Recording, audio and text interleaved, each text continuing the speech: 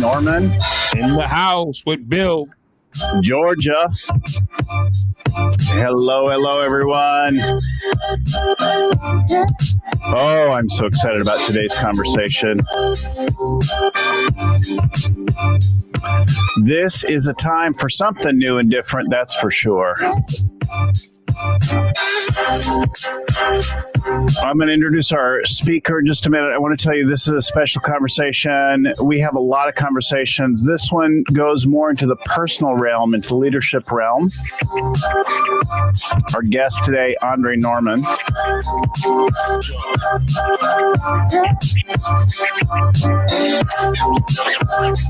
Andre and I first met at some EO event years ago, but we were looking and thinking about everything happening right now. I was talking with my wife the other day. I saw Andre go live with somebody else. And I'm like, oh, we got to get you on the show right now, right? No stranger to the world of scaling up, people who've been around, Birthing of Giants, some of the EO chapters, Gathering of Titans, like that. You may know and have seen Andre. Andre, have you done a talk for any of our Scaling Up Summits? Not yet. This is my first Scaling Up Summit speech. All right. Vern's a great guy. Now, don't get me wrong. Vern's a great guy, and it's only we just got to connect. We got to my guy. So welcome, everyone. Listen, Andre Norman is a guy who'll teach us all about second chances. Tenacity and passion have led him to create transformational programs and help people to turn their lives around, whether it's executives or youth or in any category. But this wasn't, and I'll let him tell the whole story, but nearly 20 years ago, Andre Norman was serving a 100-year sentence in prison and running all the gang activity within the prison. But he had an epiphany in solitary confinement, and through a lot of hard work, personal work, with his GED in hand, he was released, and he's made it his life's mission to help people figure out how to turn their life around. And he's worked across the world: Honduras, Bahamas, Sweden, Guatemala, Liberia, Trinidad, lectured on TEDx stages, Harvard University, London School of Business. Anyway, welcome to the show, Andre. Thanks for having me. So I'm so glad to have you. You know, one of the most powerful things that I did last year was go coach in a Supermax facility with Kat Hoke. Oh, Kat's my girl. Yeah, Kat's official. And Lori and I went along with some of the others, and what a life-altering experience that was. She's also been a past guest on the show. We love promoting her work and her thing. And of course, Alpha 2.0.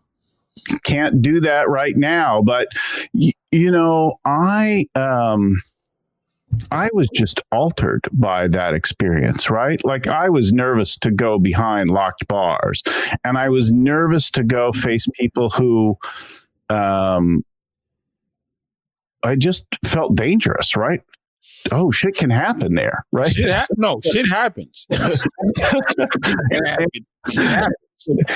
But a different kind of shit happened to me. I just was moved by people's humanity and by hearing people's stories in that environment. So, you know, when you see people change their lives with that kind of background, it's moving. So there's so much happening in the world right now and so many touch points that I just think it's great to have you. So welcome again to the show. My pleasure being here. Let's start off. Why don't you tell folks your life story a little bit so they get a little more background in your words, right?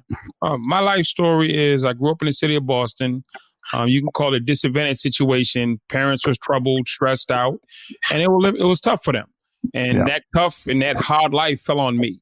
I grew up at a time where it was busing, where kids used to throw rocks and call us niggas on the bus. And they didn't want us to go to schools because we were black. We lived in neighborhoods that were segregated and overly policed. This is the 60s and 70s. And I mean, you just grow up. It is what it is. You don't know that it's not supposed to be like this, You just know this is what you're dealing with. And I wasn't really an academic. I kind of fell through the cracks and I got disenfranchised. And I just thought kids used to make fun of me in school because I wore old clothes and dirty clothes. And that was like the worst. I mean, of all the things that ever happened to me in my life, I could take one thing back. It was the ridicule I went through in the 6th grade. And that pushed me or prompted me to sell drugs after school. I used to sell weed in the park to kids so I could buy the clothes so I can be cool and accepted. And once I got on that path took me straight down the line. And it's a single street. It runs straight from the first time you sell weed on that street, ends up in prison. And like so many other people like me, I ended up in prison. When I got there, I felt like, okay, it was a reunion of all my friends from the dummy class, all my friends from the special needs, all my friends from the principal's office, all my friends who got kicked off the football team. We were all there. And it was just like a big place where quitters went. It wasn't so much for criminals. It was more so for quitters because there's a lot of criminals who never go to jail, but all the quitters go to jail. And it was just a building full of quitters. And I was like one of the best quitters there was. And I spent the next 6 years participating in criminal activity. This is what we're going to do. We're going to be criminals on top of being criminals on top of being in prison. And after 6 years of that, I realized that I would become the king of nowhere. I was the boss. I was a gang leader. Call me what you want, but I was a king of nowhere. I really couldn't do what I wanted to do. I did what they allowed me to do. And I said, well, if you're the king, walk out of here. That's what I told myself. If you're really the king, walk out of here. Give yourself what you want, your freedom. And I realized that I didn't want to be the king of nowhere. I wanted to be something different. I wanted to be successful. So I said, I'm going to go home, go to Harvard University and become successful. And everybody thought I was crazy, my friends, my family. But I wrote my plan down and I went back, got my GED, went to school, got that taken care of, went to programs, went to anger management, went to counseling for the next 8 years, 20 hours a day, taught myself the law, reversed my case on appeal. I came home, not just with a dream, but I came home with some stability in my life, some belief in myself and a direction.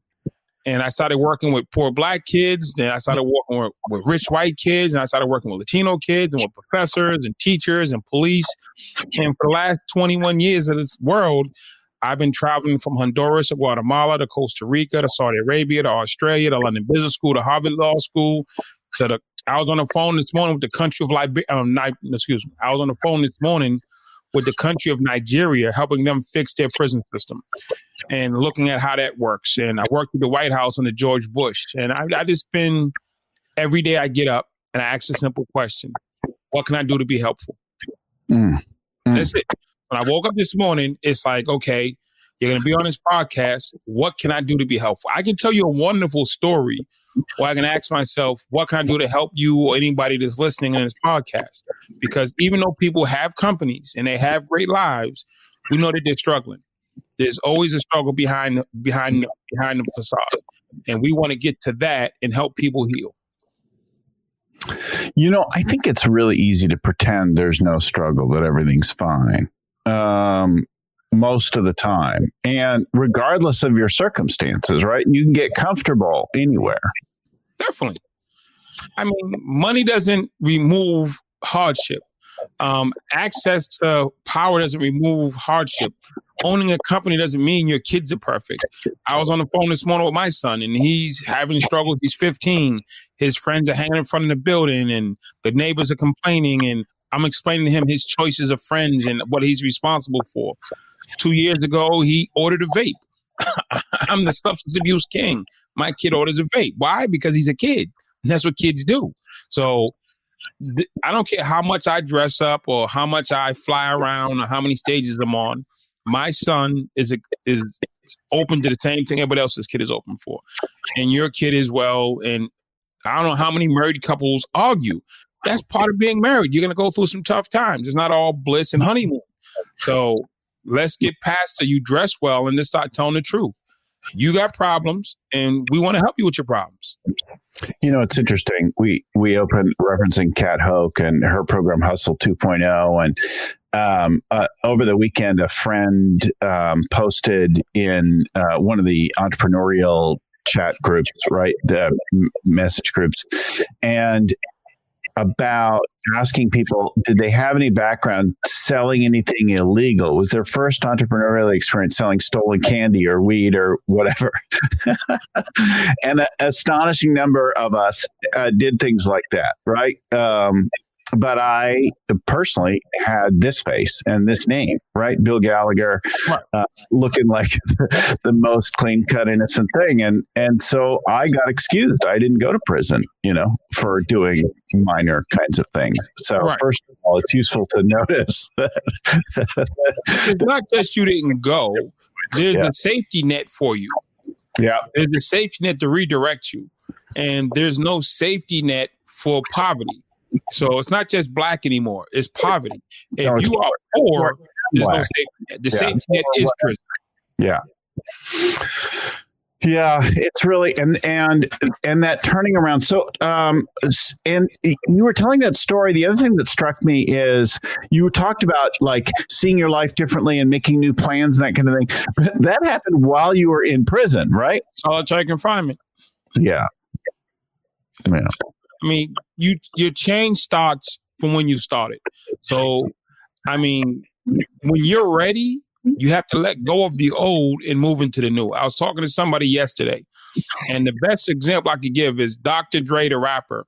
He was in a deal with Suge Knight. They co-owned Death Row Records. It was the number one agency in the world at the time. And he decided it was a bad relationship. And he went to Suge and said he wanted out. Now the business, the legalities, the contracts, he said, listen, just sign me out of here. You can keep 100% of everything. Everybody thought Dre was crazy. You just walked away from a multi-million dollar business into nothing with nothing. He says, I am the talent. I am the architect. I'll rebuild it. Suge Knight's now in prison. Dr. Dre's a billionaire, and nobody's remembering the day that he walked out and believed in himself. Had he stayed with Suge Knight, he might be in jail next to him. Yeah, well, there was definitely a change, and Dre's talked about that, about his past, his mistakes and that kind of thing, and has tried to move past that. Of course, Dre's huge business success today. Definitely. But that started when he said to himself, this partner is not a good partner for me. And he walked away from the entire business. He said, I don't want any money, any royalties, just let me go. And he went out and he built himself a healthy environment with a healthy team. Now he has a healthy business. It's funny. I think all of us have, more or less drama, but at any point in our life, we have people who are good and bad influences on us, right? And that 10 people that you spend the most time with have more to do and say about your values and action, your behaviors, your choices, your habits than anything else. If you want to kick your addiction, you got to get new friends, because if your friends are all addicts, it's going to be really hard to change, or whatever it is, right? Cheating people or making bad choices of any kind. Definitely. I mean, you are the people you surround yourself with, even if you want to acknowledge it or not. That's literally what I told my son this morning. You are them. I don't know them, but you are them. Yeah. So talk to me about, was your epiphany and your shift in your conversation with your mom? I know in getting ready for the show, you said something about that. I mean, what happened is my mom came to see me when I was in solitary confinement. Yeah. And I just got charged with 2 attempted murders and convicted. And I'm in solitary. And I just got back from a 2.5-year ship out from going around the country. When she came to see me, I'm like locked in a cell with shackles on and all the rest of this madness. And she's talking to me, and I'm talking to her, my prison talk, like, yeah, mom. And she's trying to talk to me about the trumpet and the stuff I used to do as a kid. I'm like, lady, I'm out of that. And she just walked out of there kind of crying. And I'm like, why is she crying? I'm the boss of this place. I'm in charge. And she's not getting it. My dad's been in jail, and my cousins are in the street. She should understand this. And in her mind, she lost her kid. And at that moment, I'm in solitary confinement, locked in a cell 24 hours a day with no sunlight. I just got 10 years added to my sentence. I mean, I'm so far removed from society, it's not funny. And I think I'm winning. I swore that I was winning. You could not tell me in that moment that I wasn't winning. I had manifested my mind that because I achieved this mythical, fictitious status, that I was winning. And you couldn't take that from me. I overlooked the fact that I was confined. I overlooked the fact that I was locked in a cell in the basement. I overlooked the fact that I had to walk around with shackles all day. I overlooked all of that because I wanted to believe what I wanted to believe. And it was like 2 years later, I had my epiphany when I realized that I was a king of nowhere. I'm like, I'm the king of this place. And I said to myself, if you're the king, let yourself out. If you're really the king and you're really in charge, and you're really in control, give yourself the thing you say you want most, your freedom. And I couldn't. Then I had to accept the fact that I wasn't king. It was just all made up. I think it's really useful. Notice the prison that you're in, right? Whether it's the real one or the invented one. Notice the place you've gotten comfortable. I think is really useful for any of us at any time. There's always some place that we've gotten comfortable, that we've become blind to, that we don't even see anymore. Let's see if we can show that now. So I'm going to switch here. Let's see, share screen. SCDC confirms that shocking new video obtained by WIS shows an inmate at the Lee Correctional Institution attacking a guard with a makeshift weapon. You see one of your own getting assaulted, it's very concerning. But as the attack continues, you see another inmate step in and intervene, saving the lieutenant's life. The lieutenant was screaming out, begging and pleading for the guy to stop, to let him go, and he wouldn't. So I had to physically grab him and pull him off of him. That inmate, whose identity is being protected, is a member of the Academy of Hope. WIS interviewed him back when the program was launched in 2019. The beauty about the Academy of Hope is when it came easy for me, I'm in a position where I can teach and help other people. The Academy of Hope is a program that aims to bring about positive leadership from the system's most influential inmates. We're taking the gang members at SCDC, we're putting them in a dorm together, about 50 of them, which is kind of unheard of. And we're teaching them how to work out their differences, not with their fists, not with knives, not with guns, but with their mind.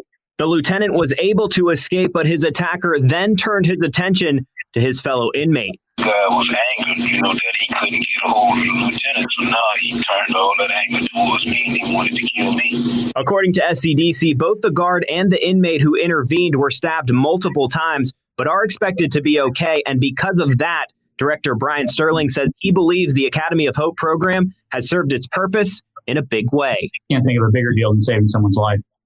I mean, literally, this is a different conversation if it's not for the Academy of Hope and not for that offender.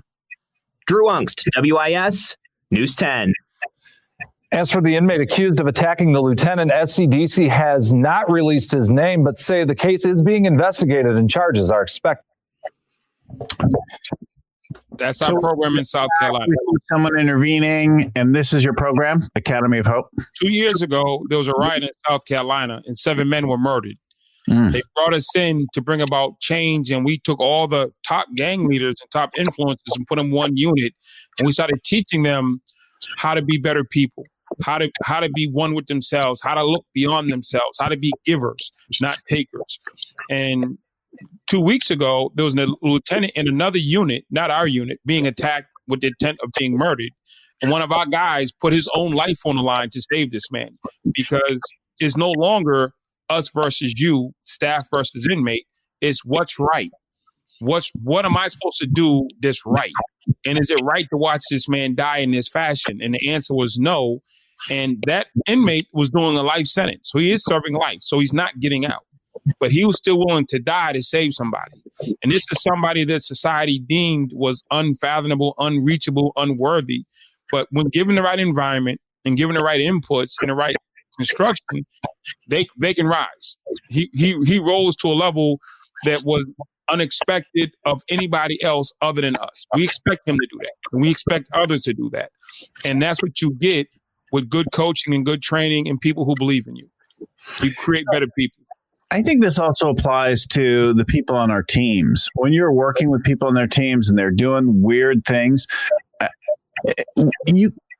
people can change. People can do extraordinary things. It may or may not be your particular role as the leader. And if somebody isn't ready and doesn't want to change, it's going to be tough. But when somebody's open and interested, and a lot can happen, which I think is a great segue. Talk to us about your own mentor coach. Who did you get? How did they help you? Talk to us about that. Okay, my first mentor is a guy named Natan Schaefer. He was actually the Jewish rabbi chaplain at the prison. And I met him by chance. And when we met, we just sat and started studying together. I would go to his service every week. It wasn't me to become Jewish, him to become Black. He was just a great teacher. So I went every week and I studied with Natan. And he taught me some things that I'd never learned before. Humanity, respect, forgiveness, giving, accountability. He taught me how to be human. All I'd ever been taught since I was little was how to attack, crush, kill, destroy. How to be tough, don't cry, run through a brick wall, suck it up, take it. And then he taught me, no, it's okay to cry. It's okay to be human. It's okay to help people. It's okay to care. So Natan was my first number one mentor. And when I came home, there's a guy named Keith Alper, who was an EO member, who one of the original. If you read my book, you will see Keith in there. Love Keith. He's my number one mentor on the planet. You can go to Rusty Keeley, a YPO, or Dave Spence, a YPO. Joe Pollard, Genius Network. I was just with him yesterday for the annual event. Vern has chipped in. John Ratliff. I can go down the list. Jules Gothard from London Business School. I have hundreds. I collect mentors because when I see somebody who can help me be a better person, I latch on. And I go at them because I know it's going to make me better. And that man you saw who risked his life is a byproduct of people pouring into me. That wasn't Andre. That was Andre, Joe, Vern, Keith, Natan, and 1,000 other people, Cameron Herold, John Ruling, John O'Leary, everybody who's ever poured into me was poured into that man. And that's the result we get when we pay it forward. So I've seen a lot of folks go through challenging times. I've been through challenging times. I watched my own dad struggle and decline in his life. The thing that I see again and again that makes an enormous difference is being for others, helping other people. You talk about this a lot. Tell us about how you came to realize this, how that altered for you, not just struggling with your own problems. My first quest was to get Andre out of prison. And as I started working on my case, my attitude, my situation, I saw the effect that it had on people around me, because there's always somebody who looks up to you. Yes. And in my situation, there's a lot of somebodies. So as I started going to school, I made going to school cool. When I started going to counseling, mental health counseling, I made counseling cool. When I started fighting my case, it made fighting your case cool. Because if Andre can do it, then we should be doing it, because he's a boss. And I saw the effect that it had on other prisoners. And I saw the effect that it had on other staff and on the staff. And it just, when I came home, my testimony of that I made it out after all this madness and I can do good. Now it's like, I have to do good. I have to do good, because I can't 10 years from now fail, because anybody I've ever helped is going to say my mentor failed. Now, I don't have to win at everything, but I can't go back. I can't rob a bank. I can't sell drugs. I can't stab people. I have to fail in a legitimate way, because there are people that I've helped over this last 21 years who are still looking and believing in the example that I set for them. And over the last 2.5 years, I've been hanging out with a guy named Joe Polish, and he's helped me rethink the concept of helping people. So speaking to the humanity, not trying to torture people into better places, and understanding addiction, all addictions, not just the ones that we acknowledge as addictions, and just being a giver. He has a slogan that says, life gives to the giver. And he's taught me, and he's helped me understand, just give, just show up and give. Just show up. I was on a call the other day with Evan Carmichael, 1,000% giver. I'm saying John Ratliff, 1,000% giver. And you meet people who just give. At first, it's weird, because most people don't come from that space. Once you learn it, then it's like, just Give. I mean, it's like, it's hard to believe that people give more stuff away than they sell. But I've seen it. And I see the result from it. Stop trying to sell people stuff and give them something. Help them. Make them a better person, and then they'll come back and buy something from you or not. But give them the thing they need to stay alive or to take care of their family. I think it's a really powerful lesson. I notice that I'm proudest of myself when I'm giving. Yes. I am by nature, I tend to want to give first. I want to be seen as good, as heroic, as that kind of thing. I feel, and there are times when I don't. There are times when I am not thinking, I'm not aware, I'm just, like grabbing, doing, preoccupied with myself, that kind of thing. But when I shift that, when I think about what my purpose of my business is, the purpose of our work, that there's a shift to that. And there are times that it's terrifying, but it inevitably pays back. At the beginning of the pandemic, I'm like, oh, frick, my income's going to go to zero now. Nobody can afford a coach right now. I just started giving away coaching. What did I do? I had more clients than ever before. We've been busy as heck right now, right? We've been full up. The first time that I've really been able to take on a new person, honestly, is like this month. And we've been super oversubscribed, but it came because I started giving away stuff, like working all hours that I could, just giving people things. Right. It paid off, right? Paid back. There's giving, and then there's self-care. Self-care is not selfish. Giving is always a great thing.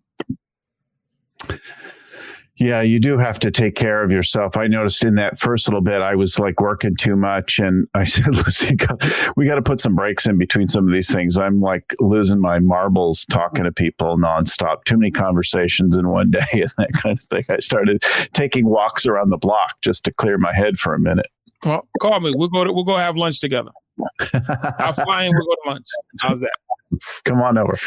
Come on to my neighborhood. Oh my God. People were celebrating here this weekend. There were some people feeling good about changes and shifts and things like that. What were they celebrating?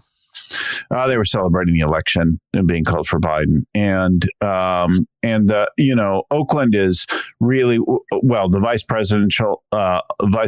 president-elect is from Oakland. Kamala, and there's been a tremendous amount of attention to Black Lives Matter in Oakland, and the inequity of our justice system. You feel a lot of pain, not so much in my neighborhood, but throughout the city. Right. Yeah. My thought this morning and over the last couple of days, and I celebrated. Of course, you celebrate win, lose, or draw. But I was saying to myself, there's 70 million people who voted for Trump. Yes. And do we negate them or do we embrace them? So what does a community engagement office look like that goes out to not just engage? Of course, Black Lives Matter needs to be addressed. Of course, prison reform and a lot of other stuff needs to be addressed. But how do we go reach out to these folks if we believe that they've been on the wrong path or in the wrong space, or they not really got the right information? Are we responsible for bringing them the correct information? Yeah. Well, I find it challenging because my first instinct is, and tendency is pretty arrogant, right? I tend first to think that I'm right and I'm smarter than almost everyone. Yeah. It's really embarrassing, but it is true. And I'm really continually honored and impressed by one of our friends, Van Jones. Okay. And Van's also from here. He started at Ella Baker Center here. I had the privilege to meet him and work with him in leadership development some years ago. and he's since gone on to lots of things. But Van went around. He said, we've got to learn to listen to people. We've got to learn to appreciate where they're coming from and not negate them. And these people, whatever side you're on, and I know we have listeners and clients on all sides of the political spectrum, some who celebrated and some who were invalidated. And the same thing was true back in 2016. I led a workshop in a room of 60 people the morning after the 2016 election. And I'm like, oh my God, today we have to talk about business stuff. And some people are celebrating today and other people are just in shock and grieving. And how do we reconcile that two and not get in a fight here today, right? How do we acknowledge? The president doesn't mean we can't get along, regardless who the president is. So there's nothing stopping us from reaching out to our fellow citizens and engaging them. I mean, okay, whoever's in the White House in the White House, fine. I mean, does that mean we can't talk? Does that mean I can't help you? Oh, okay, well, we can't. Oh, you're Republican, I'm Democrat, or you're independent, I'm a Green Party. We all live in this country. All our passports are blue. I'm saying all our citizenship's the same, and we're gonna be buried on American soil. So have your party. I mean, like I go to a Patriots game, I'm sure there's some Republicans and Democrats in the stands who sit next to each other. But we can cheer for the Patriots. We can cheer for a team together. Why can't, take that same sentiment and say, okay, find common ground. Let's find common ground. Yeah, find the common ground.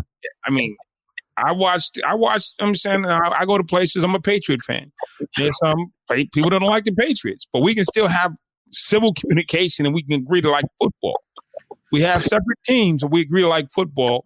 And if we didn't have two teams, it wouldn't be nothing to watch.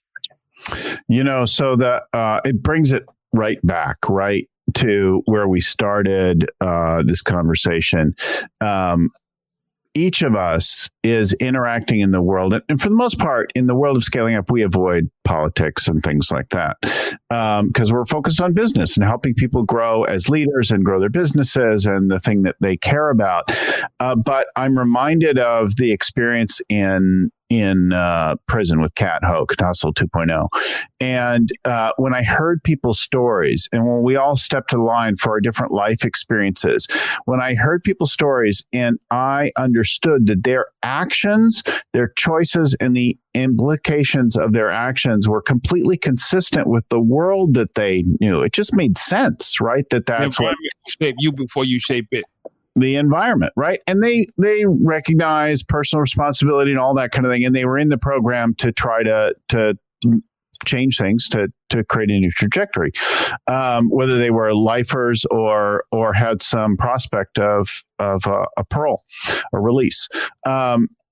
But I was moved by that, and I think the same thing is true in our tribes that we belong to, our political and other kinds of tribes that we belong to. I'm a member of this sports fan group, and I'm part of this community interest. And in each place, I see the world from a particular perspective, and then I act completely consistent with the way that I see the world. Gotcha. And to other people, my actions look crazy. The other day I was running into the cold water and the wind and the waves and the things were coming out. It was ice cold because I was excited because I like to windsurf and foil surf and, Look crazy to me. Look crazy to me, right? Think about that for a second. Like, some friends on different sides of the political spectrum now look at each other as if we're crazy, and yet their choices make perfect sense to them from their worldview. Exactly. And it's you have to accept people for where they are and how they got there. There's nothing wrong with the person. There's nothing wrong with their thinking. I don't need you to think it my way. I don't need you to see it my way. But let's work. What is our common objective? If it's make America great again, we can still do that. If it's peace and harmony, we can still make America great again. We don't abandon the concept. He wasn't the concept. That was a great slogan. We attacked him and attached the slogan to him. It's a great slogan. Let's make America great again still. Now, what does that look like independent of who's in office? That's a people thing. He wasn't going to do it. We have to do it. Yeah. The personal choice in all of it. Yeah. And on the business side, After George Floyd died, I got hundreds of calls from white business owners and white friends saying, Dre, what can I say? What can I say? What's enough? What not's enough? What do I support? I don't support rioting and looting, but how do I support the movement? I don't support attacking cops, but how do I say I support Black Lives Matter? And I did probably like 30 seminars, Zoom calls with businesses around the country, explaining to them how the Black experience is and how, as a white business owner, how you can actually engage it. And there's 3 conversations that need to happen. One is with your employees and your staff. If you're the boss, you need to be talking to your employees and staff. 2, you need to talk to your friends and family, people of your age, your brothers, sisters, cousins, your mom and dad. And lastly, you need to talk to your kids, because if we don't talk to our kids, the next generation will carry on what we carried on. I've looked at pictures from lynching back in the day when they used to lynch Black people. You will see teenagers and 10-year-olds in the audience. And the message to the kids was, this is okay. And nobody ever said to those kids that this is not right and this is not cool. So they grew up watching lynching, and guess what they did? They participated when they got older.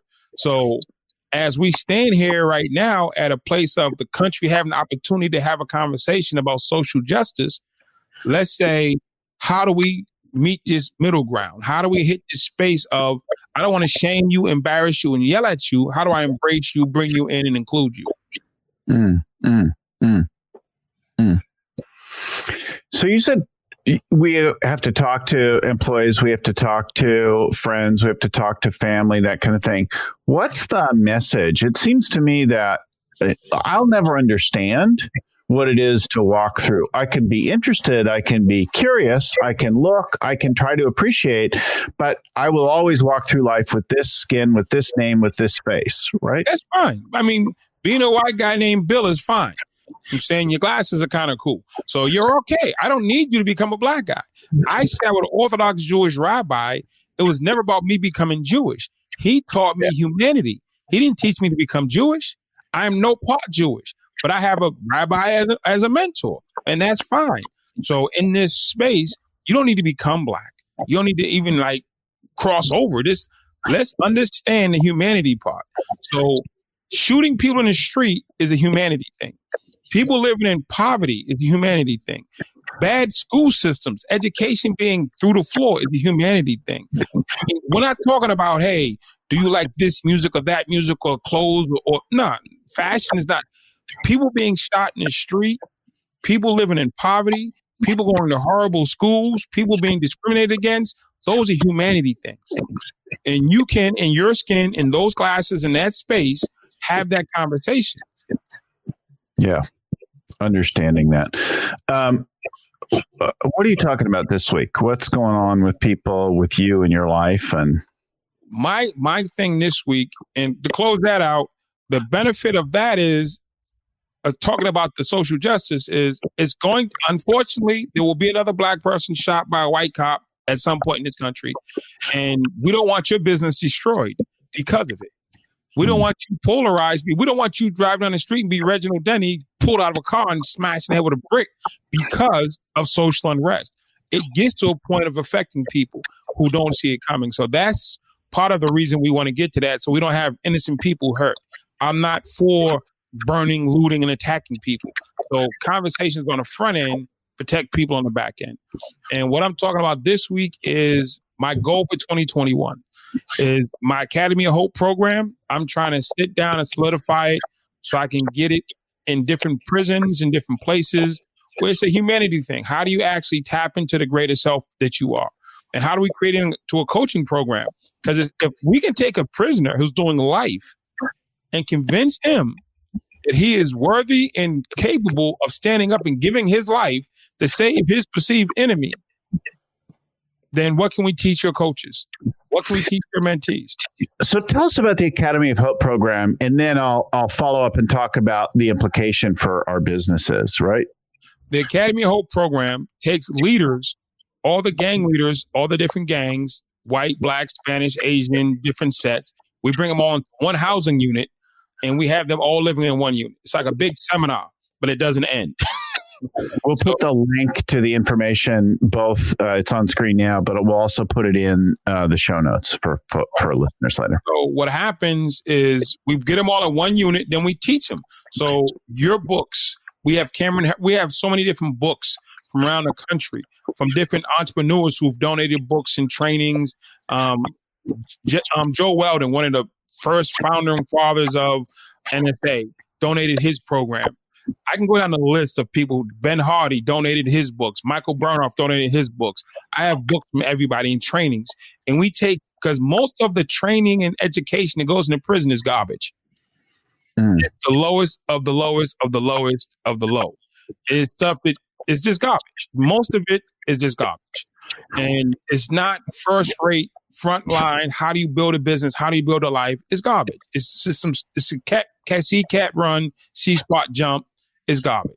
So I'm taking first rate people, first rate all those books on the shelf behind you. I want those. I want copies of those because they helped you build a business, which means they can help them build a real business.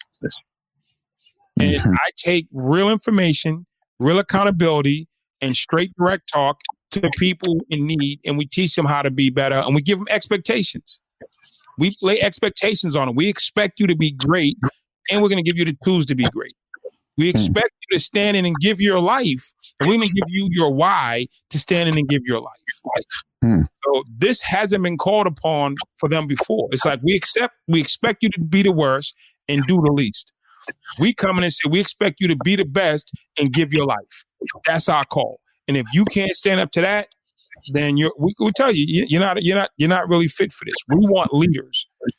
And we go in and we challenge them in real time to be better, greater than they've ever been asked of before. So this is something that I talk about all the time and that I practice intentionally rigorously. I work hard at it. I may be predisposed to it, but this notion of looking to, relating to, and calling forth a future better version of someone. So instead of relating to you as however you show up right now, I see you in the future as that better. And I keep interacting with that, not whatever's in front of me right now. I keep calling forth that future better self, right? We do a little bit more than call them. We drag them. We drag them to it. We're gonna point it out, then we're gonna drag you to it. I mean, it's like Navy SEAL training. You want it, you have to want it. And this is the thing. As being one of the guys in the past, nobody gave me the chance to be my greatest self. I was only given the opportunity to be my lowest self. So when I was given the opportunity to be my greater self, I took it. Because it was challenging. There's no challenge in being a drug dealer. There's no challenge in being a robber. There's no challenge in being a gang member. There was a challenge in being a great human. And Natan challenged me to be a great human. And Joe Polish challenged me to be a great giver. And I can go down. People challenge me to my greater self, not to my lower self. Yeah. Challenge you to step into the way that they saw you, the opportunity that was there in front of you.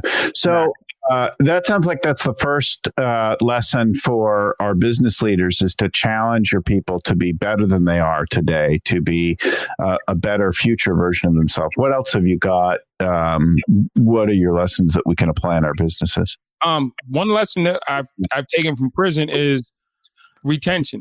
I grew up in a gang, and I recruited people to gangs my whole life, when I was my younger life. And I was in London one time with Deutsche Bank. And I'm at lunch, we're doing a training. The guy has this really sad face. I'm like, yo, what's the money? What's the problem? He said, my VP of sales just quit and went and joined the bank that we're going for a contract against. I'm like, what do you mean? He says, well, he's worked here for 12 years. They offered him $10,000 in a better parking spot. He went down the street. I don't have money. I'm like, how does that work? He says, I said, never in the history of being in a gang did anybody ever quit our gang and join the other gang and shoot back at us. He said, straight happens all the time in corporate America. So I said, how about if I teach your people loyalty like I taught my people loyalty? How about if I teach you how to keep your people in-house and definitely not shooting back at you? He said, Dre, you'd be my best friend. So we created a corporate retention program based on gang loyalty. And it's crazy. And it works. Talk to us about that. Tell us a little bit about that. I'm curious how that relates to what we do. Teach your people how to be loyal minus the guns and knives. And then we in prison, I do this training as well. There's a guy named Jim Dew who really pressed me to do this, create this, how to read people. In prison, I have to read everybody in 0.2 seconds. Are you here to kill me? You here to rape me? You here to throw me down the stairs? You here to shake my hand? So you had to learn to read people's body language, their language, read behind what they're saying, what they're thinking, all that stuff. So when you go into a meeting, how valuable would it be if you could read everybody at the table? Not next week. You know who's lying, who's leading. And so that's a prison skill set that every prisoner has, knowing how to read people in real time. So we teach people how to read people in real time. One of the guys in Kat's program in the prison that I spent more time with in my 2 days there was a younger white guy. And he had this just really tough expression all the time. And a lot of folks who've been in the program a little bit longer were a little softer and greater range of like expression. But this guy, he like his posture, his set of his face, like everything was like tensed. And I want you to know I'm tough and everything like that. And, fortunately, I had started to get comfortable there. And I said, dude, what's this whole tough thing all about? I'm in prison, dude. What are you talking about? And I'll tell you, had I met him at any other time, or even a little bit earlier, I could not have said that because I was like, this guy could fucking kill me, right? Pardon my language. But like, I'm sure he could. He was way stronger than me, way younger. Like, but in this environment, in this moment, in that context, I'm like, what is with this thing? Is this your only like presentation? And it snapped him, and he laughed, and then in a few minutes later, he cried after he told me his story. Right. And that whole like tough thing like faded away. It was a defense, right? I'm going to look tough like we do all the time. And I'm going to hold this thing in whatever negotiation or whatever I'm doing. And it was just a facade, right? Definitely. I mean, I have a friend that I met through Genius Network, Chris Voss. Yeah. I mean, me and him are like great friends now. He's like an FBI negotiator. I'm a former gang leader, but we understand each other instantly. Even though we saw from the opposite sides, we understand each other intently, intimately, instantly. We think the same things. Yeah. So it's like crazy. The people I get along best with now are people who either was in prison or law enforcement, and now entrepreneurs. Entrepreneurs just get shit done. That's what I like about entrepreneurs. Get shit done. And true. That's a pleasure about coaching entrepreneurs. One, they have some money to pay me.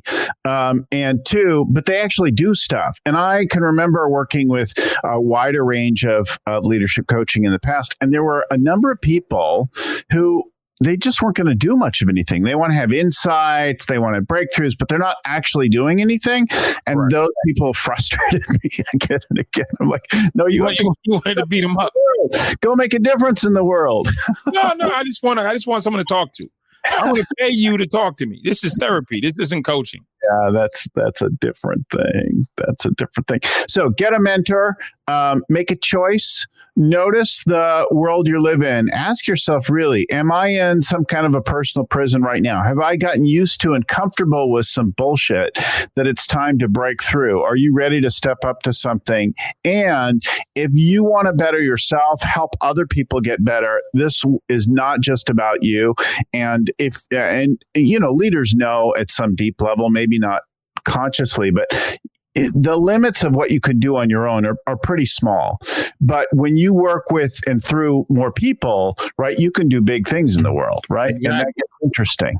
Dan Sullivan made the point this weekend at the event.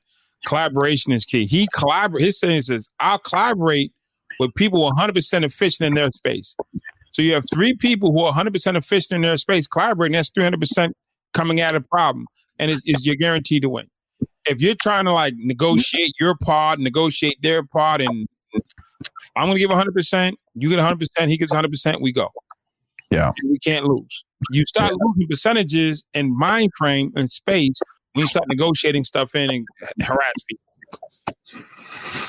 Well, it's been such a great conversation. I want a couple shout outs. So I'll come back to you in 1 second. I want to let our listeners know that we've done 230 plus episodes like this on all topics relating to leadership, people, strategy, execution, and cash, all the things to do with growing your business and developing yourself as a leader along the way. If the show helped you, you can help us by giving us a review, typing something out wherever you get the show. YouTube, iTunes is where most of our listeners come from, but Stitcher, whatever it is, Facebook Live, wherever you get it, give us a review positively there. If you want to subscribe or get any of that back catalog, find any of those other topics, you'll go to scalingcoach.com. And if you could use help finding a coach in your corner of the woods, dealing with the kind of area that you need some coaching in, drop us an email to info@scalingcoach.com. We'll help you find somebody. We have over 200 in our world. Plus, then all the other people we're affiliated with, my honor and privilege to help you do that. I want to give thanks to Lucy, who's in the background organizing our comments and things like that and getting things ready for the show, scheduling. Go, Lucy. Also to Vern Harnish, author and creator of the Scaling Up Framework and the original Rockefeller Habits. Our audio is edited by Albert Burge. Our show notes are compiled by Ian Codina and proofread by Tim McGowan. So if you want more information on Andre Norman, you'll find Andre at andrenorman.com. Make it easy. Right? And it's not even a weird spelling or anything. You're making it too easy for us. I try to make it easy. Somebody said, make it simple. Dean Jackson told me the other day, just make it simple, Andre. Don't complicate it. Keep it simple. And also the Academy of Hope program. Learn about that, how to support it, what to do, and how to apply some of those things in your own business. Some of that same idea of raising your people up, having them hope and pull for anything. Andre, anything else for you? If anybody who's listening knows a governor of a state, I would love to have that governor place me in their state correction system to implement these types of programs. Oh, yeah. That'd be cool. Or the president, if anybody knows Biden or Trump on the way out or whatever that is, the president can appoint me for the Fed, and any governor can put me over their state to come in and make a difference. Isn't that awesome? Well, one of my old employees worked with Kamala for a couple of years here in San Francisco. Make it happen. Knows well, and we know Gavin in California. So here it is. All our friends and listeners and that kind of thing.